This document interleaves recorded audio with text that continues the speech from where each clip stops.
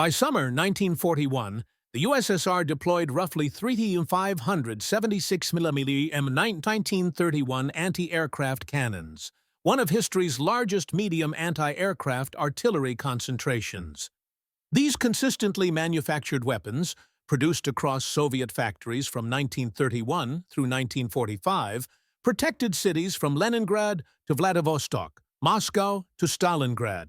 Each gun stretched nearly 4 meters long, weighed around 3,000 kilograms when positioned for firing, and served one essential function: eliminating enemy aircraft before they reached targets.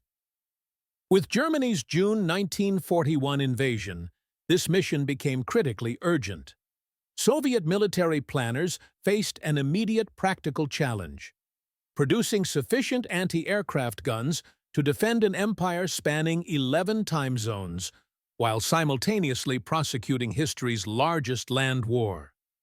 The challenge represented unprecedented demands on Soviet military production. The Red Army had never confronted such overwhelming air defense equipment requirements.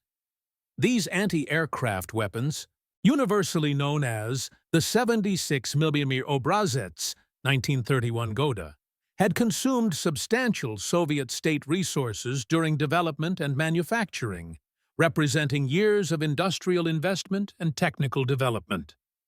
They burned through ammunition at extraordinary rates, required 7-man crews, demanded constant maintenance, and occupied vital positions at industrial facilities, military installations, and urban centers nationwide. The Soviet Artillery Directorate calculated not merely production requirements, but also logistical demands for maintaining this vast defensive network. With wartime priorities claiming every available resource and German Luftwaffe raids intensifying, expanding the 70-cm gun inventory while maintaining existing weapons became an industrial necessity. These were contemporary weapons, incorporating latest Soviet artillery design concepts with potentially decades of remaining service life. The 70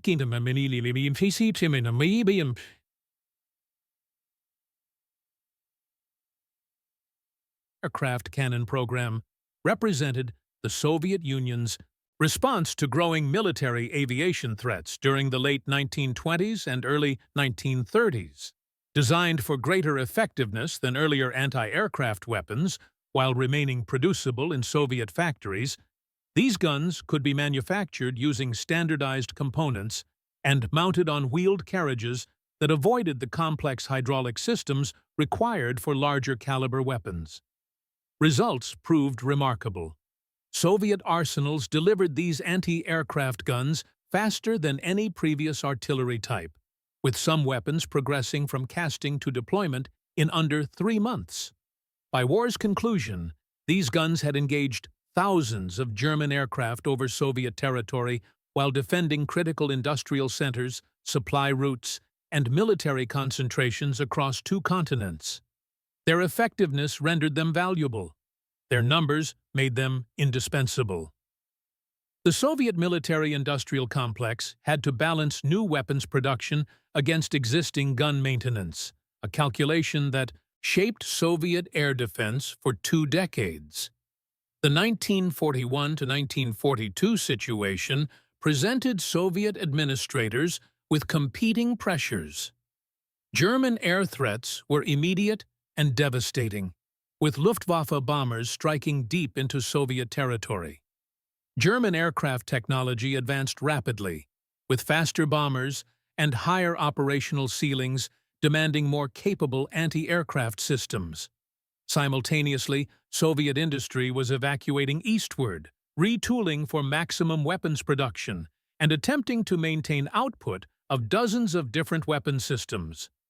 The Red Army faced continuous decisions about which weapons deserved production priority, which existing systems would receive modernization, and which would continue with minimal modification. The 70 seats for the anti-aircraft cannon itself represented refined but not revolutionary technology. The gun employed a semi-automatic breech mechanism, allowing sustained firing rates of approximately 12 rounds per minute. The mounting provided 360-degree traverse and elevation from -5 degrees to +82 degrees, enabling aircraft engagement throughout their approach profiles. The optical sights, while simpler than German or British equivalents, proved adequate for trained crews under combat conditions. Maximum effective ceiling reached approximately 9,000 meters, though practical engagement ranges were considerably lower. The weapon fired a 6.5-kilogram high-explosive projectile at 813 meters per second muzzle velocity, creating a lethal fragmentation radius sufficient to damage or destroy contemporary aircraft.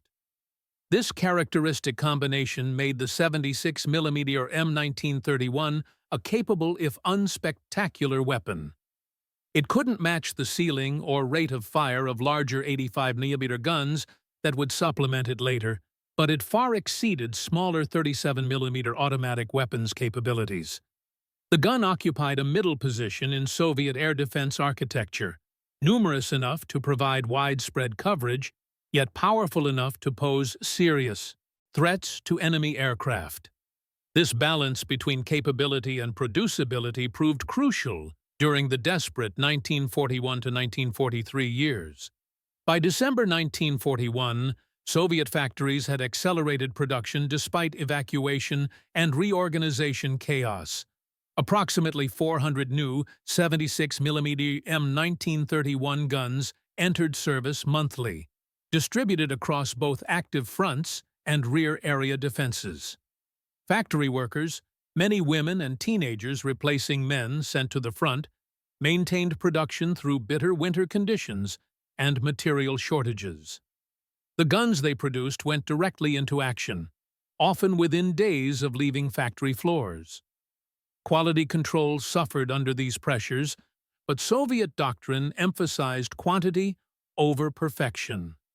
A gun with minor defects that could still fire proved infinitely more valuable than perfect specifications in quality inspector reports. Defensive position selection began immediately, with artillery officers evaluating each critical facility's vulnerability and determining optimal gun placement. The Soviet approach to deploying the 76mm M1931 differed markedly from Western Allied powers' employment of medium anti-aircraft guns. Soviets concentrated weapons around point targets rather than creating area defense networks. This reflected both tactical doctrine and practical limitations. Soviet guns lacked the sophisticated fire control systems and integrated radar Western allies were developing. Instead, the Red Army relied on visual observation, sound detection, and simple mechanical predictors to direct fire. This meant guns needed positioning close to assigned targets, creating dense defensive rings around factories, rail yards, and command facilities. Guns selected for frontline deployment represented whatever could be moved quickly and positioned effectively. The Red Army prioritized mobility within defensive zones over long-range transportation, mounting guns on simple wheeled carriages that soldier teams or horses could reposition. By mid-1942, approximately 4,200 6mm M1931 guns served in active positions, distributed primarily along approaches to Moscow, Leningrad, and the Caucasus industrial regions. These weapons provided continuous coverage, firing thousands of rounds during German air raids. Their crews, mixing regular Army personnel and local defense volunteers, maintained guns under combat conditions, while planners debated modernization programs. The anti-aircraft defense program demonstrated both impressive coordination and necessary improvisation. Gun crews operated under conditions far removed from peacetime training standards.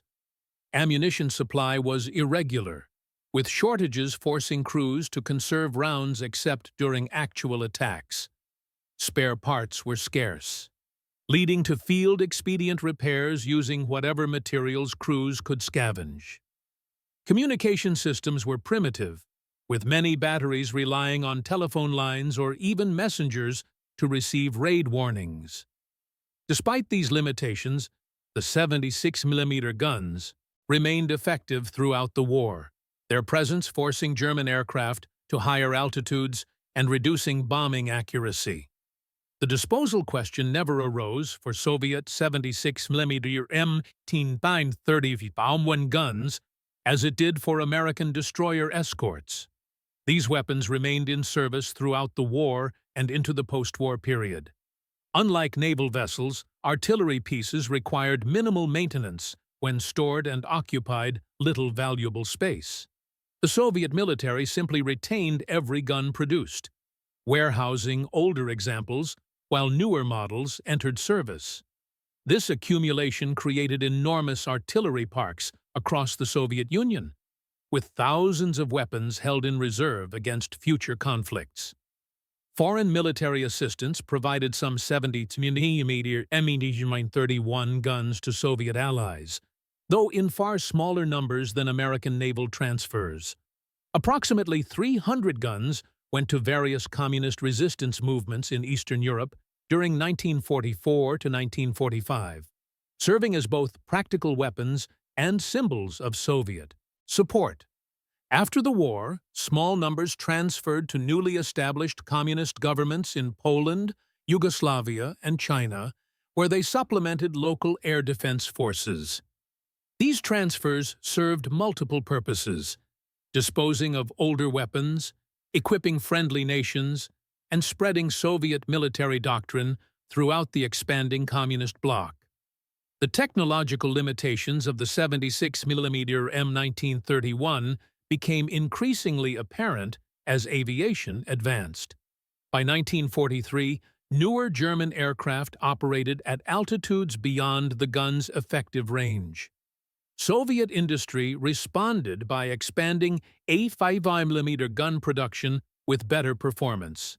But the 76mm weapons remained in service throughout the war due to their sheer numbers and adequate capability against medium-altitude targets.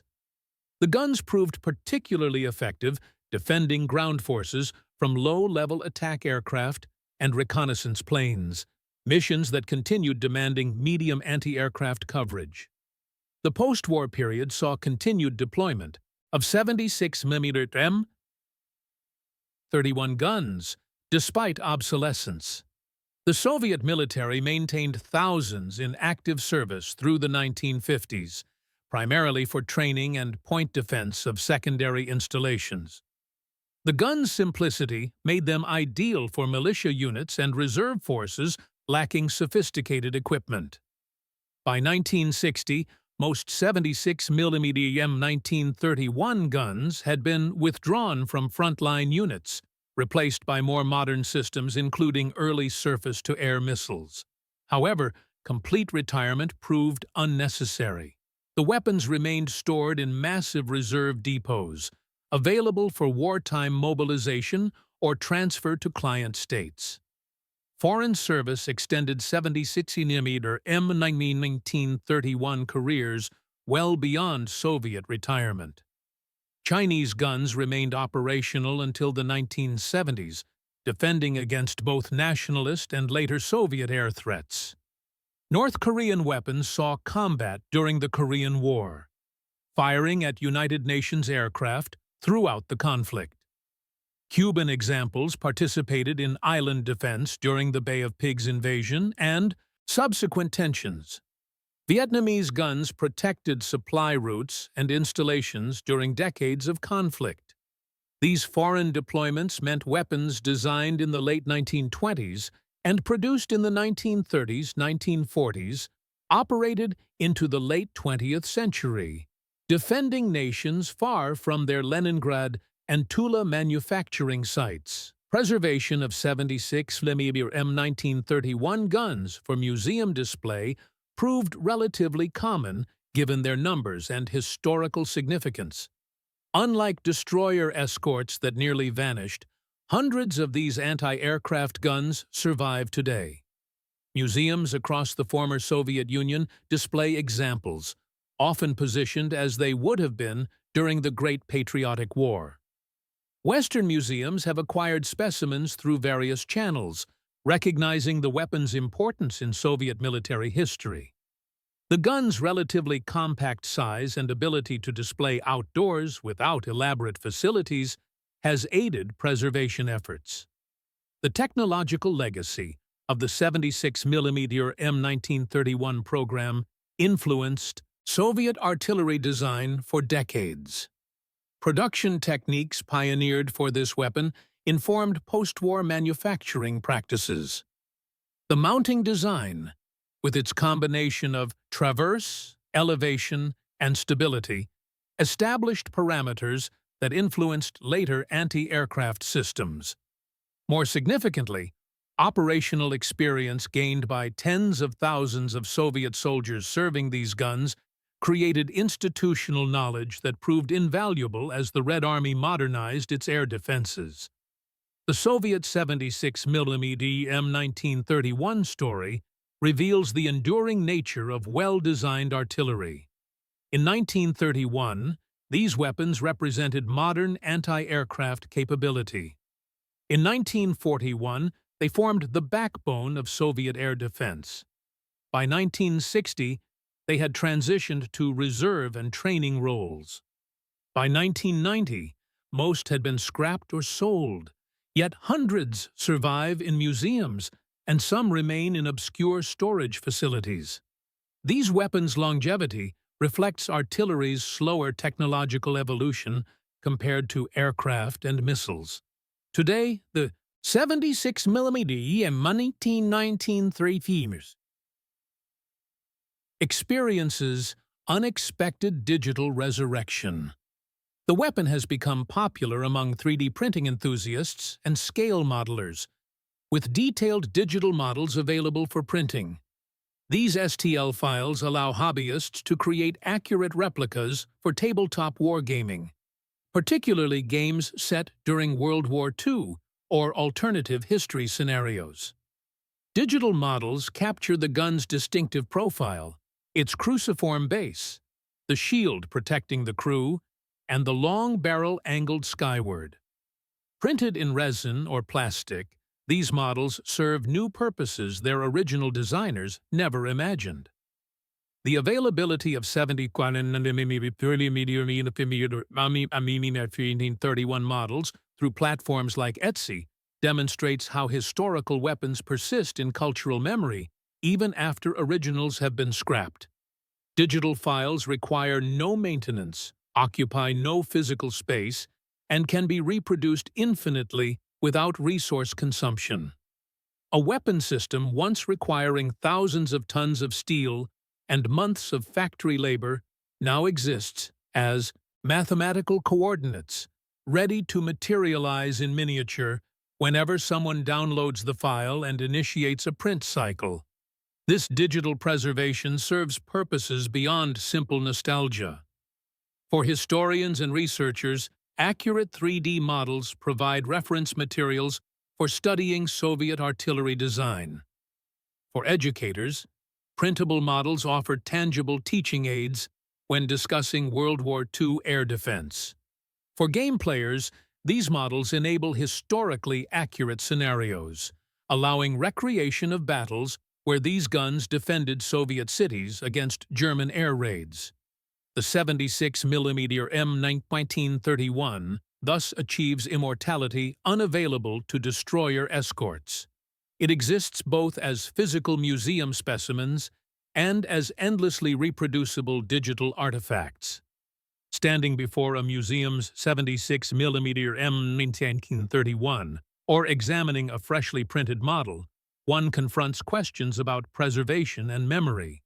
Why do these guns survive in numbers while destroyer escorts vanished?